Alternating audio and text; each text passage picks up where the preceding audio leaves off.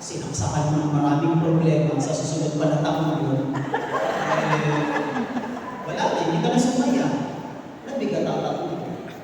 Diba? Ibig sabihin doon, to ease our burden, it is our choice.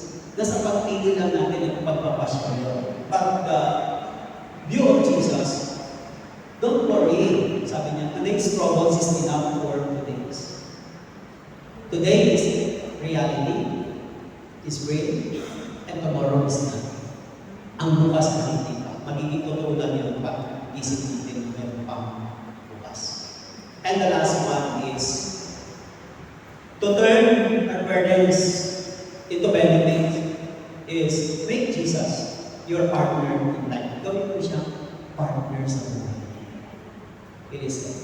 Iba kasi pag may partner, para tayo kung magka-partner kasi nagkakwisip-wisip lang ang buhay. Sa aspeto yun ng pag-ibig.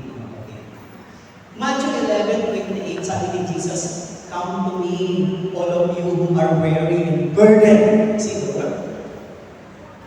Nasa Bible, ha? Matthew 11:28, "Come to me, all of you who are weary and burdened."